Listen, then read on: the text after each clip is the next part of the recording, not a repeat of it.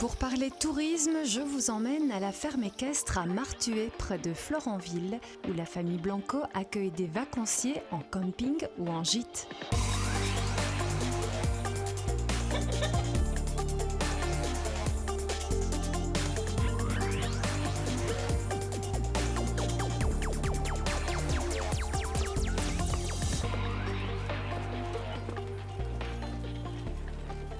Bonjour Dolly, enfin bonjour tout le monde. Bonjour Christelle. Alors voilà, vous êtes en train de faire quoi là?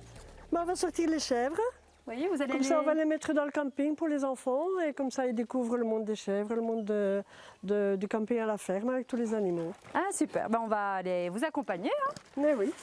Présentez-nous peut-être un petit peu votre ferme.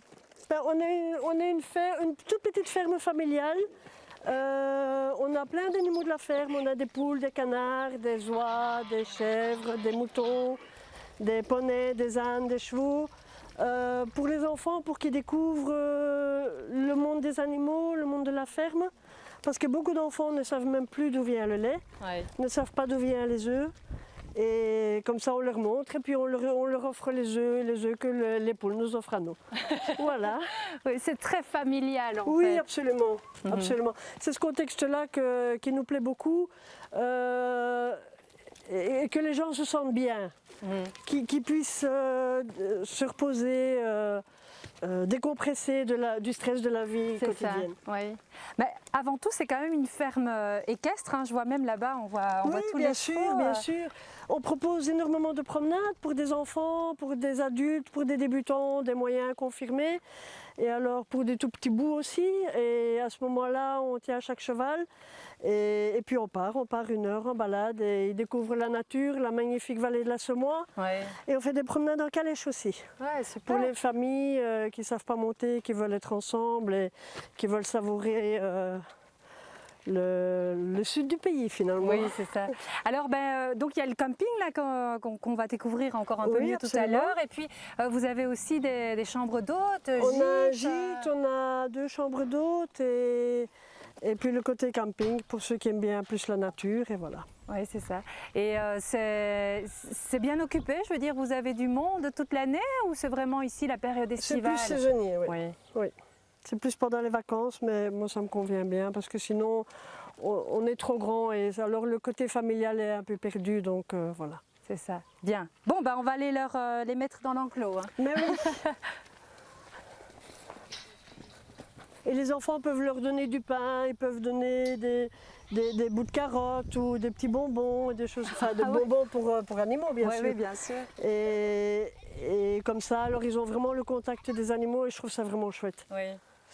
Bien, vous l'avez compris, hein, ce mois-ci nous parlons du tourisme à la ferme et certains agriculteurs ont fait le choix de proposer un gîte à la ferme, d'accueillir en tout cas des touristes. À Celles, près de Houillet, la ferme de la Cour a été joliment rénovée depuis que Laurent et Caroline Marion ont ouvert des gîtes. Aujourd'hui, c'est jour de départ, l'heure est aux derniers échanges avec les vacanciers. Mais c'est vrai que c'est tous des amateurs de vieilles locomotives. Après quoi, Laurent reprend les travaux agricoles, son premier métier. On a connu la crise du lait en 2010. On a dû arrêter la traite parce que le site ne le permettait plus, soit qu'il fallait s'agrandir, mais vu comme on est dans un des plus beaux villages de Wallonie, les projets ont été un peu refusés. L'envie d'entreprendre étant là, les nombreuses réflexions ont mené à la création d'un gîte de groupe dans la vieille grange. Il ne nous restait plus que les 4 murs et le toit. Le matériel agricole devenait de plus en plus grand, donc on cassait un mur par-ci, par-là pour essayer de passer, de stocker au maximum les céréales, la paille, de temps en temps des bêtes. Noël 2014 marque l'ouverture du gîte de 25 personnes. La demande est telle que 2 autres petits gîtes sont venus compléter l'offre il y a 1 an. Certains week-ends, quand tout est complet, ça fait quand même 32 personnes sur le site. Donc ça, c'est un réellement changement parce que voilà, on n'était quand même pas dire isolés, on est au bout du village, mais voilà, là tout de suite, on a 32 personnes comme voisins, mais c'est sympa. Oui, c'est vrai parce que c'est pas si évident que ça, c'est quand même une charge de travail aussi, c'est différent tout à fait comme travail. Oui, oui, ça c'est vrai que c'est totalement différent, et moi de mon travail et de la ferme également, mais bon, c'est vraiment quelque chose, un aspect qui nous plaît, l'accueil des gens. Bon, c'est certes, il y a tout ce qui est autour, le nettoyage, la logistique, les papiers, tout ça, mais bon, ça c'est vraiment, c'est un tout, et franchement, à refaire, on refait. La Wallonie compte 300 gîtes à la ferme et une centaine de chambres d'hôtes tenues par des agriculteurs. Accueil champêtre en Wallonie encadre et conseille les propriétaires. Il faut effectivement bien réfléchir son projet, et d'ailleurs entre les premiers contacts qui sont souvent pris chez nous et l'ouverture même de l'hébergement, il peut se passer 4, 5, 6 ans avant vraiment de finaliser le projet. Et à quoi faut-il faire attention Alors, il faut faire attention déjà à avoir suffisamment les reins solides pour pouvoir investir, puisque ce sont des gros investissements, puisque la demande du public est quand même de plus en plus à des produits de luxe, mais aussi savoir ce qu'il y a dans les régions, se renseigner pour ne pas faire exactement ce que le voisin fait et voir pourquoi il y a de la place, et puis savoir également si on a envie d'accueillir. Le contact avec les gens, c'est ce qui manquait à Laurent dans son métier d'agriculteur. À part le vétérinaire et de temps en temps un représentant sur le mois qu'on peut voir, c'est 24 heures sur 24 et 7 jours sur 7 dans la ferme avec les bovins et puis un peu la famille. Donc là, ça fait du bien, on fait connaissance des gens, on va peut-être de temps en temps boire un petit apéro si on est invité, mais c'est surtout l'accueil à l'arrivée et le départ. Donc, et de temps en temps de la semaine, ils demandent des conseils pour les activités. Et l'autre jour, j'ai eu un groupe avec des petits-enfants, c'était la première fois qu'ils voyaient des veaux, et même les parents. Donc, ils ont même donné le lait aux veaux. C'était cool d'apprendre et de promouvoir un peu notre métier qui est un peu décrié vers le mal pour l'instant. Et quand les touristes demandent à revenir, c'est le plus beau des remerciements. Si la saison touristique est bonne, elle permet aussi de compenser une mauvaise saison agricole.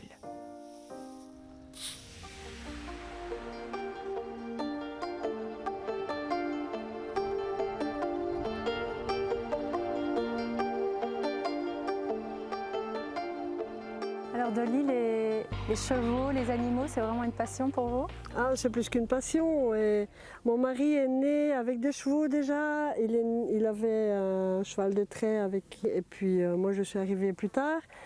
Mais j'avais déjà le monde des animaux dans le sang. Et alors à deux, on a énormément sauvé des chevaux, de l'abattoir, de la maltraitance, de mauvais soins et tout ça. Et puis on les a manipulés énormément avec beaucoup de douceur, on les a remis en confiance. Et voilà. Ouais. Maintenant, ils nous le rendent bien. Oui. On fait des promenades maintenant avec des enfants, avec des adultes et ils nous adorent. Franchement, et on les adore aussi. Oui. Parce qu'ici, au départ, c'était pas une ferme équestre en fait. Hein, Non, c'était une ferme à vaches. Oui. Donc nous, on a tout transformé pour avoir une ferme équestre. On avait déjà une partie des chevaux. Et petit à petit, on a encore sauvé des chevaux, on a sauvé des chiens aussi. On a 10 chiens sauvés de l'abattoir, de la maltraitance, des gens qui volent des animaux et puis on n'en veut plus. Donc voilà. Et les chiens aussi, on les a remis en confiance et maintenant on en a beaucoup, beaucoup de plaisir. Et ils nous le rendent, ça je vous l'assure qu'ils nous le rendent.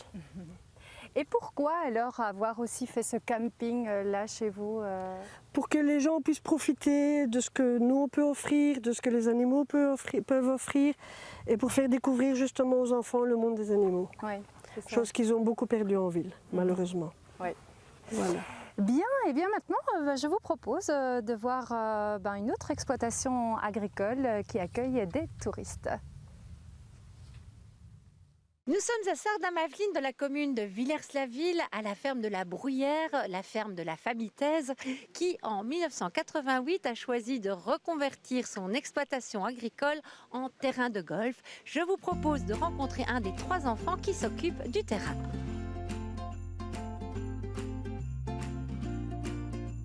Là, vous êtes ici au golf La Bruyère. La Bruyère s'étend sur plus ou moins 55 hectares. Il y a 18 trous de parcours championship et il y a 9 trous d'écolage. Un practice, une école de golf. Voilà, ça c'est toutes les infrastructures.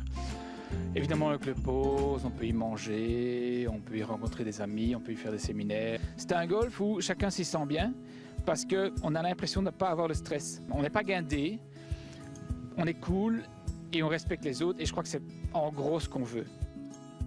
En 88, mes parents étaient agriculteurs, nous étions 3 enfants à terminer nos études. Ma mère connaissait un golfeur qui lui a dit tiens, voilà, il n'y a pas assez de golf, il y a trop de golfeurs par rapport au nombre de golf. Est-ce que vous ne feriez pas un golf? Vous avez la main d'œuvre, les enfants terminent les études, vous avez les terrains agricoles. Ok, on s'est renseigné et on s'est lancé dans le projet. Par rapport au métier d'agriculteur, gérer un golf, c'est différent du fait que l'agriculteur, il est seul à gérer ses problèmes. Il n'a pas tous les clients, il n'a pas le personnel, tous les problèmes qui vont avec. Et donc ça, c'est plus difficile. Par contre, là où ça reste la même chose, c'est qu'on travaille avec le temps, avec le terrain, avec les intempéries, le soleil, les sécheresses. Et ça, on est aussi dépendant de ça. Donc on doit vraiment surveiller le terrain tout le temps, parce qu'autrement on a des maladies, on a des difficultés d'entretien. Donc ça, c'est la similitude avec l'agriculture. On dépend du temps.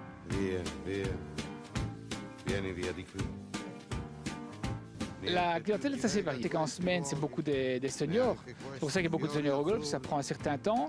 Et qui a le temps en semaine, c'est les seniors. Par contre, des indépendants, des familles, ce n'est plus comme avant un sport réservé à une élite. Ce qu'il faut surtout, c'est le respect. Parce qu'il faut du respect, parce qu'on est tout seul lâché sur le terrain. Si on ne respecte pas le terrain, il ne sera pas bon pour les autres. Il faut respect des autres. Mais sincèrement, si on a ça, le golf est ouvert à tout le monde. Donc, il n'y a pas vraiment de classe sociale qui joue au golf plus qu'une autre. En fait, je joue ici depuis 26 ans et nous sommes venus à une journée porte ouverte. L'ambiance y était tellement conviviale que nous sommes restés. Et ça n'a pas changé depuis. C'est un sport où on marche beaucoup, où on fait quand même de l'exercice, quoique certains en pensent, qui demande beaucoup de concentration, où on rencontre des gens souvent très agréables et où on est dans un environnement aussi agréable, bien entretenu, vert. L'avantage, c'est qu'on peut passer le temps qu'on veut. On peut, si on n'habite pas trop loin, venir faire quelques trous, venir faire du practice pendant 1 heure ou 2, passer la journée, manger un bout après avec des amis ou en couple. C'est au choix. Donc c'est très convivial, varié et c'est vous qui décidez le temps que vous passez sur le parcours. Au début, il y avait trop de golfeurs par rapport au nombre de golf. Il y a pas mal de golfs qui ont été créés en Brabant wallon, un peu trop peut-être à l'époque. Il a fallu une vingtaine d'années pour que ça se régule, que les golfs soient à peu près rentables. Donc aujourd'hui, c'est le cas. Mais évidemment, il ne faudrait pas qu'on crée 5 nouveaux golfs en Brabant wallon parce qu'on aurait de nouveau un problème. Mais aujourd'hui, avec un nombre de membres entre 5 et 600 membres, ce qu'il faut, il ne faut pas moins, parce qu'autrement, ce n'est pas viable. On ne saurait pas faire les investissements, on ne saurait pas faire les entretiens. Mais aujourd'hui, avec un nombre de membres comme ça, je pense que les golfs sont viables et tout le monde sait bien, avec assez de place pour jouer et assez de rentabilité.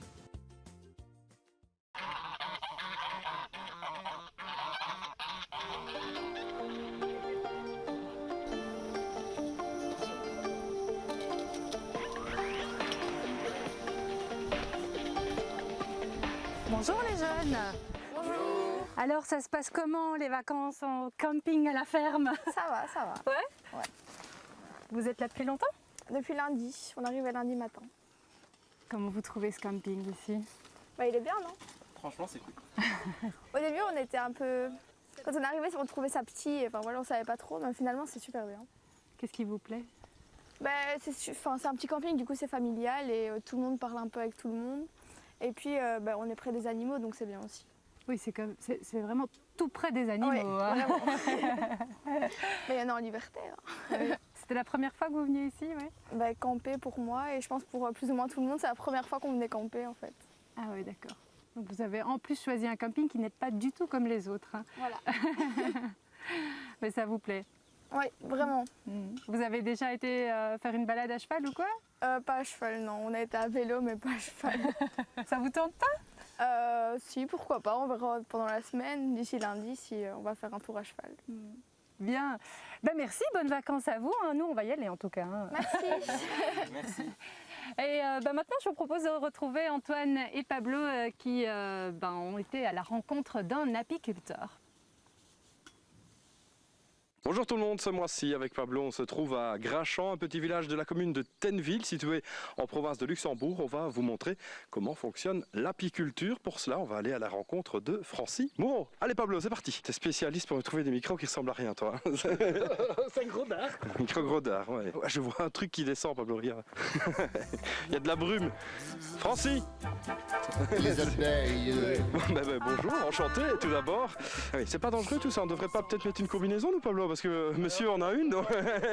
Elles sont pas vraiment agressives sauf quand il y a de l'orage. Oui mais justement aujourd'hui il fait orageux.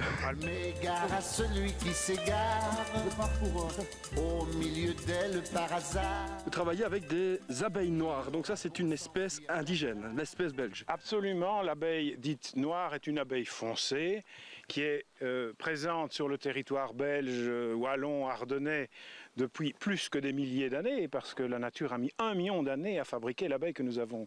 Elle a d'innombrables qualités et il faut absolument veiller à la conserver. Le chant des abeilles, il ne faut pas avoir peur d'elles. Le principe, c'est que ici, dans les 2 premiers corps que vous voyez là, il y a une reine qui pond.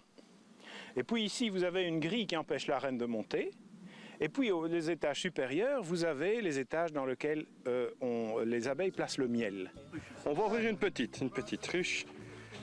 On va ouvrir Fanny, Pablo. Ici, elle est là. Alors, c'est une toute petite ruche, hein, qu'on appelle la ruche de l'abeille Warée. Alors, regardez bien, cette ruche, a priori, n'est pas du tout agressive. Les abeilles sont calmes. C'est le a priori qui me fait peur. Elles ne me sautent pas sur la main. A priori parce que l'agressivité d'une abeille peut dépendre de facteurs extérieurs. Regardez, voilà ici un cadre avec des abeilles. Ah, mais vous n'avez pas été piqué, hein? Alors, pas encore. Regardez, vous avez ici du miel qui est au-dessus et puis vous avez en dessous du couvain. C'est des jeunes abeilles qui vont naître. Je crois qu'il faut vraiment maintenant essayer de le protéger parce qu'il est plus que... Ah, ça c'est le premier, c'est la première piqûre ça là. Ouais. Oui, mais ça c'est bien, c'est le métier qui rentre. C'est le métier qui rentre. C'est le métier qui rentre. Oui. Non, ça va. Ça surprend très fort. Ouais, ça je n'ai pas mis des gants, mais dites-vous bien une chose, c'est qu'il y a quelque chose qui les agace beaucoup. C'est non seulement l'électricité de tout le mécanisme de vision. Ça fait mal. Mais aussi tout ce qui est noir. Elles n'aiment pas trop ça, ça brille et donc elles sont attirées et donc il faut bouger tout. D'accord. Ok, bouge tout. Alors on va refermer la ruche, vous avez vu. On va refermer la ruche. On va la refermer, oui. Ah bon, j'en rajoute pas, ça fait mal. Je suis un peu douillé, j'avoue. Non, on va aller maintenant, Francis, passer à l'étape suivante parce que c'est bien de voir les abeilles et ce qu'elles produisent. Nous on va aller voir comment justement vous arrivez à extraire le miel. Parfait. Voilà. Voilà, on est parti. Aïe.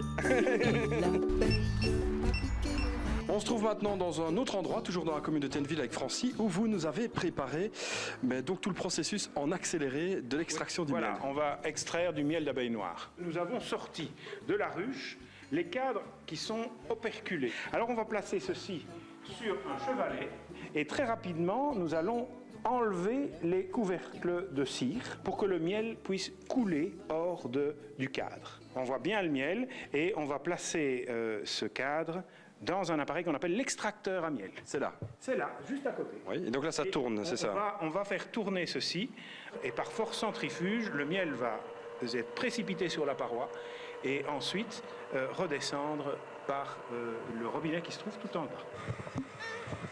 Voilà, ça coule. Notre abeille noire, belge, wallonne et ardennaise, soyons-en fiers, elle a tout ce qu'il faut pour satisfaire l'apiculteur le plus exigeant.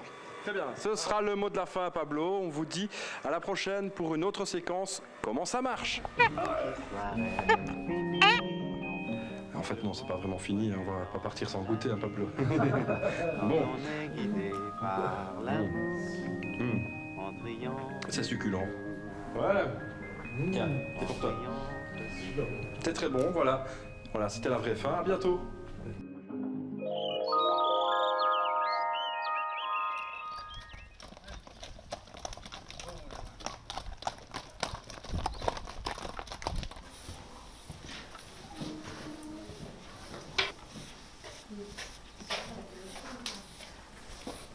Alors Anne-Sophie, c'est important comme ça de brosser les chevaux?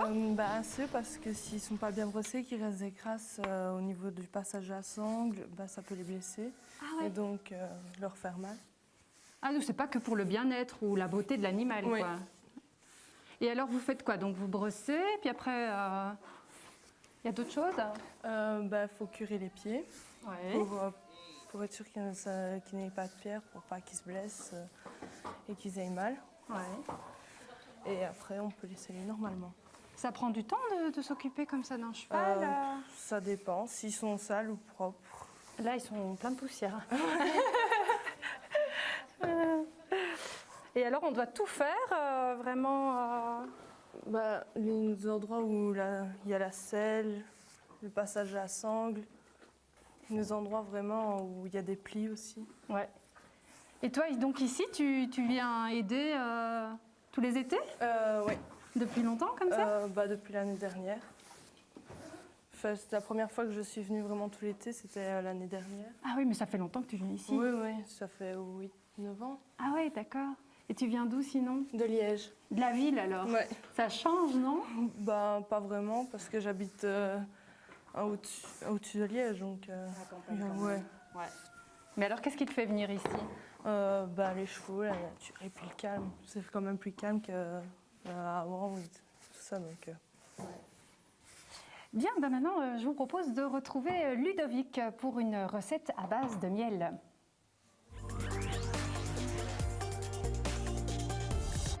Bonjour, aujourd'hui une recette très simple en fait, à base de miel, c'est un produit que j'adore. J'aime beaucoup en fait le miel, mais surtout aussi ils sont bien faits grâce aux abeilles, etc. pour notre planète et pour nos plantes et notre jardin. Ici aujourd'hui j'ai décidé de mettre à l'honneur un miel local qui est fait par la société Nectar & Co, c'est à Jean-Blou, c'est Xavier Reynaud qui s'en occupe. Et ici c'est leur miel en fait, fleur de carotte sauvage, donc c'est un miel monofloral. La recette très simple, on va y mettre juste une cuillère de miel. La particularité de ce miel-ci, c'est cette couleur légèrement ambrée et surtout son goût très particulier qui est quasiment indéfinissable tellement il est particulier. On y ajoute juste un petit peu de vinaigre, la même quantité environ.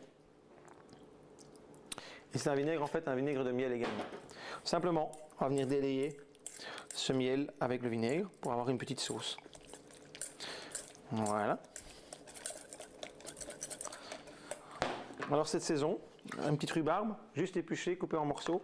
Elle va venir apporter une acidité légèrement différente à celle du vinaigre, en fait plutôt une âpreté qui est vraiment plus particulière à la rhubarbe, qui va venir compléter ceci.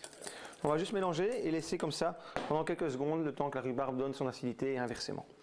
Pour associer, on a le fromage de la fromagerie du Sanson. C'est un fromage en base de lait de vache en fait.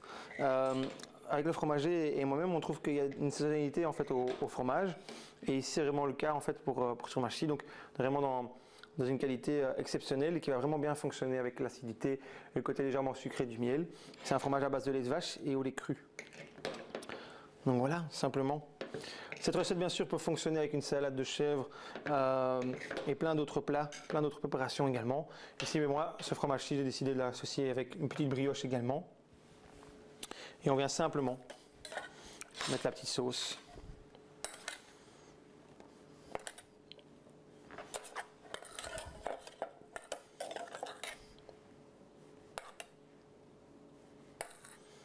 Voilà. J'espère que cette petite recette vous aidera à redécouvrir le miel et à manger un fromage local également. Donc voilà, à bientôt. Au revoir.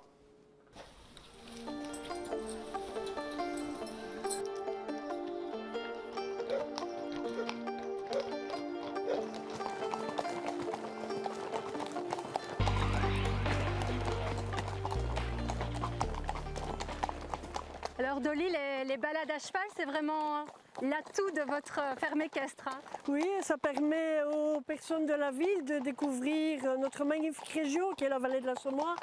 Et c'est vraiment extraordinaire. Et vous partez tous les jours comme ça?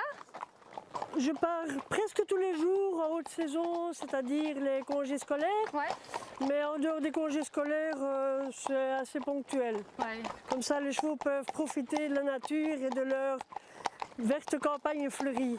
Et c'est de longues balades ou de courtes balades? C'est des balades entre 1 heure et 3 heures. Je trouve que c'est très bien. Ouais. Et c'est tout niveau, c'est des balades pour les enfants, c'est 1 heure. Balade pour débutants, c'est 1 heure aussi. Et puis alors, pour moyen confirmé, ça peut aller jusqu'à 3 heures. C'est ça.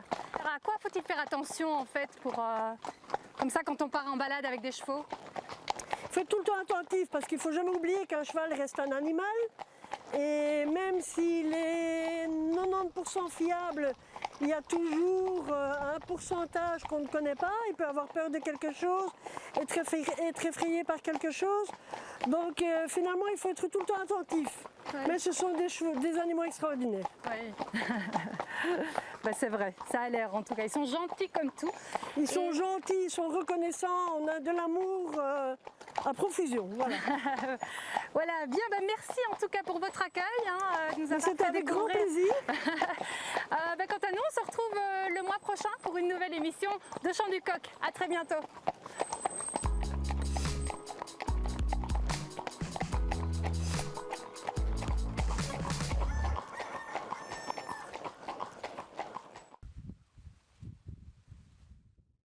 À la Jeune-Dalle, la 38e fête du fromage se déroulera le week-end des 19 et 20 août au château de Harzé, près des Ouailles. La fête des moissons se déroulera, elle, le dernier week-end d'août à l'abbaye de Bonne-Espérance, près de Binche. Et puis le premier week-end de septembre, ce sera la foire agricole de Bâtisse. À très bientôt.